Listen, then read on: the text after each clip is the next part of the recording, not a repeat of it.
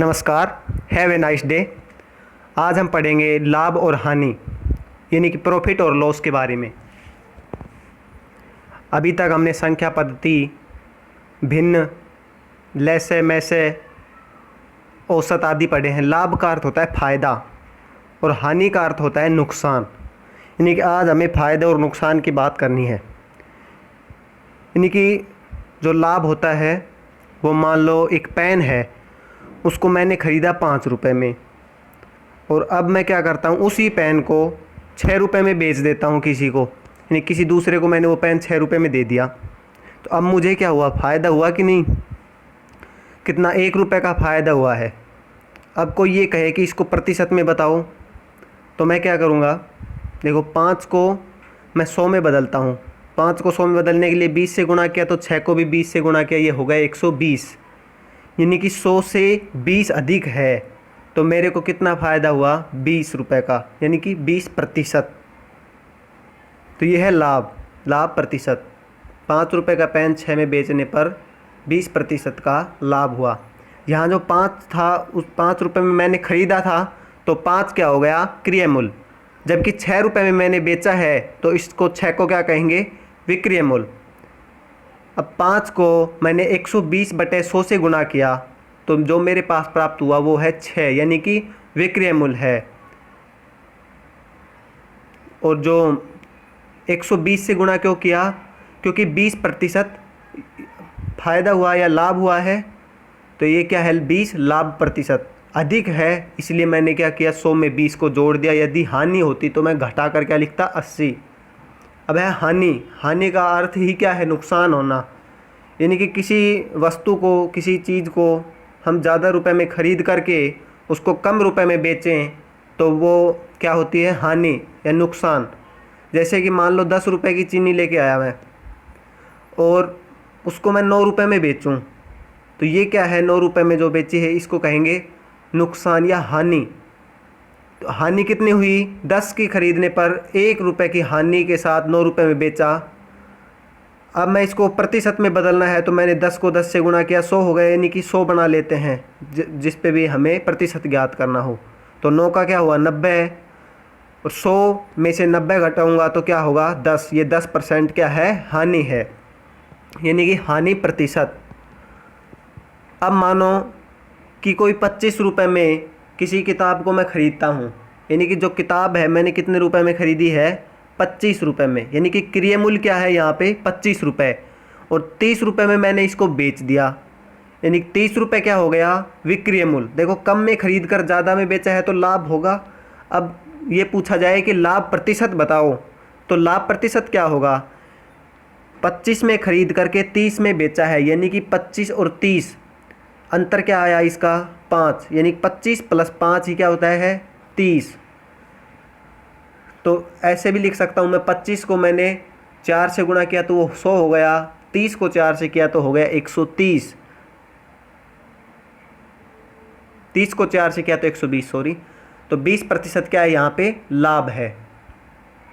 उदाहरण, हम क्या करते हैं, जो अपने दैनिक जीवन है उसमें जो भी घटनाएं घट रही हैं, उसको यदि लाभ हानि से या गणित से जोड़ करके चलें, जैसे औसत निकालना हो या कुछ भी करना हो, तो हमें गणित है जो सब्जेक्ट सरल लगने लग जाएगा।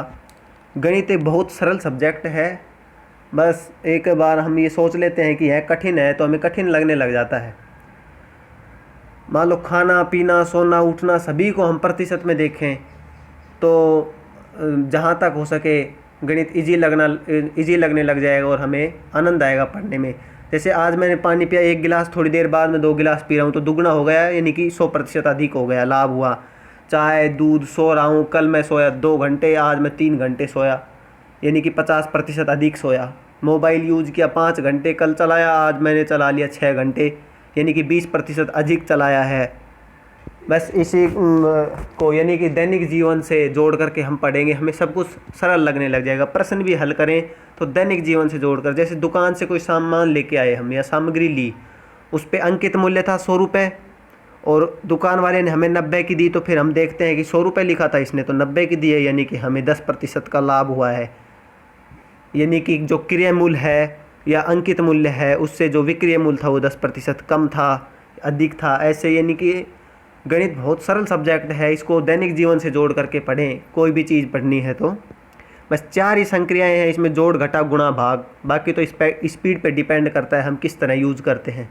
मान लो a माइनस बी का स्क्वायर, ये फॉर्मूला है जो होता है a square plus B square minus 2ab। हम मान लेते हैं कि हमें ये नहीं पता, तो हमने क्या किया, a माइनस बी के स्क्वायर को कैसे खोला, a minus b into a minus b. A को a से गुणा किया a स्क्वायर, a को b से गुणा किया a minus a into b, b को a से किया माइनस था तो माइनस ए बी हो गया, और b को b से किया b स्क्वायर, तो a square plus b square minus 2ab। यही वही फॉर्मूला आया कि नहीं। तो हमें ये याद करने की ज़रूरत नहीं है, बस हमारी गुणा भाग जोड़ घटा करने की स्पीड अच्छी होनी चाहिए। प्रतिशत का अर्थ होता है 1/100, यानी कि प्रत्येक 100 में से। जैसे 25% लिखा तो मैंने क्या लिखूंगा, मैं 25 गुणा 1/100, यानी कि 1/4, चौथा भाग। तो जहाँ भी प्रतिशत दिखे उसकी जगह पर हम क्या करेंगे, 1/100 से गुणा कर देते हैं। जैसे लिख रखा हो 10 में से 9, अब जब 10 में से 9 है, इसको प्रतिशत में बदलना है, तो 10 को मैं 100 बना दूं। 10 को 100 बनाया 10 से गुणा करके, तो 9 को भी 10 से गुणा किया, ये बन गया 90। यानी कि 100 में से अब क्या है, ये 90 है। 10 में से 9 था, वो 100 में से क्या हो गया, 90 हो गया। यानी कि 10 का 90% क्या है, 9 है। ठीक है, 10 का 90% क्या है, 9। यहाँ का मतलब होता है गुणा करना। जैसे 10 का 90%, यहाँ पे का की जगह मैंने क्या गुणा किया, और प्रतिशत की जगह 1/100 लिखा। तो अब क्या हुआ, ये 10 गुणा 90 गुणा 1/100, 2 जीरो से 2 जीरो कट गई, अब ऊपर बचा क्या, 9। यानी कि 10 का 90% क्या होता है, 9। अब देखो लाभ क्या होता है, विक्रय मूल्य में से क्रय मूल्य घटाएंगे वो तो होता है लाभ। विक्रय मूल्य क्या होता है, विक्रय मूल्य वह मूल्य होता है जिस मूल्य पर कोई वस्तु बेची जाती है। यानी कि किसी वस्तु को बेचने वाला मूल्य है, जिस पर वो बिक रही है, उसको कहते हैं विक्रय मूल्य। और क्रय मूल्य क्या होता है, क्रय मूल्य वो होता है जिस मूल्य पर किसी वस्तु को खरीदा जाता है। यानी जब लाभ ज्ञात करेंगे तो विक्रय मूल्य में से क्रय मूल्य घटाएंगे। लाभ कब होता है, जब किसी वस्तु को ज़्यादा रुपए में बेचा जाए, तभी तो लाभ होगा। यदि हानि होती तो क्या करते, हम क्रय मूल्य में से विक्रय मूल्य घटा देते। अब लाभ है, मान लो 20 रुपये में खरीद कर 25 में बेचा, तो 5 रुपये का लाभ हुआ कि नहीं। तो ये तो है लाभ। अगर मुझे ज्ञात करना हो लाभ प्रतिशत, यहाँ पे 5 रुपये का मेरे को क्या हुआ है, लाभ हुआ है। लाभ प्रतिशत ज्ञात करना है तो क्या है, लाभ बटे क्रय मूल्य गुणा 100, और आगे क्या लगा देंगे, प्रतिशत।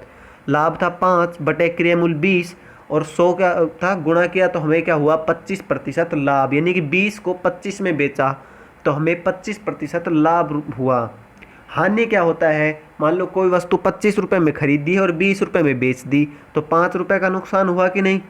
जो 5 रुपये का नुकसान हुआ है, यही क्या है, हानि। यानी हानि का अर्थ ही होता है नुकसान, घाटे में रहना। तो अब कोई हमें ये कहे हानि प्रतिशत ज्ञात करो, तो हानि प्रतिशत के लिए क्या करेंगे हम, हानि बटे क्रय मूल्य गुणा 100, और आगे क्या लगाएंगे, प्रतिशत।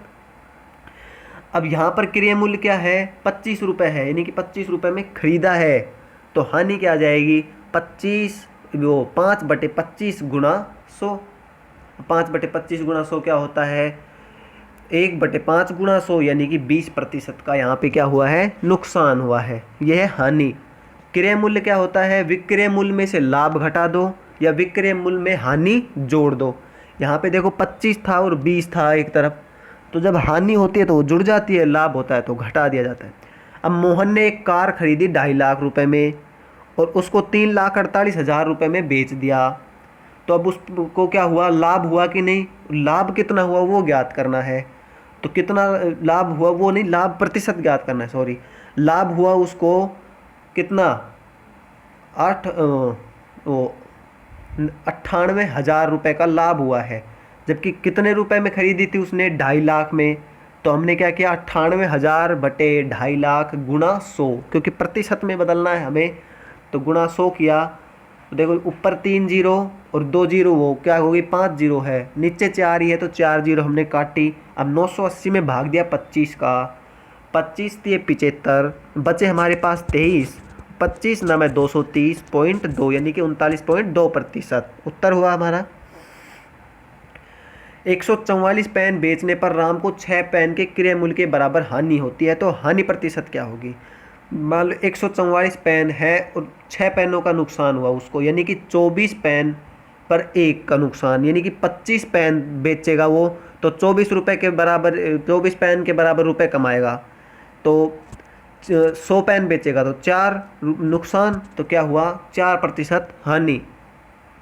एक व्यक्ति को 90 रुपये की वस्तु को 10% लाभ पर बेचता है, तो 10% लाभ पर बेचता है, 100 से 10 अधिक करके हमने क्या किया 90 गुणा 110/100 क्या हुआ 99। या हम इसको कैसे कर सकते हैं 90 गुणा 10/100, यानी 10% लाभ हुआ तो कितना हुआ लाभ 9, और 90 प्लस 9 करेंगे हम तो क्या हुआ 99। तो वस्तु का विक्रय मूल्य क्या हुआ 99 रुपये। यानी एक व्यक्ति किसी वस्तु को 10% नुकसान के साथ 90 रुपये में बेचता है तो उस वस्तु का क्रय मूल्य क्या होगा। क्रय मूल्य ज्ञात करना है, यहाँ विक्रय मूल्य 90 दे रखा है हमें, तो विक्रय मूल्य क्या है 90, जबकि हानि क्या है 10% की। अब हम क्या करेंगे, हमारा क्रय मूल्य क्या आना चाहिए। अब देखो क्रय मूल्य गुणा क्या किया x गुणा 90/100 बराबर 90,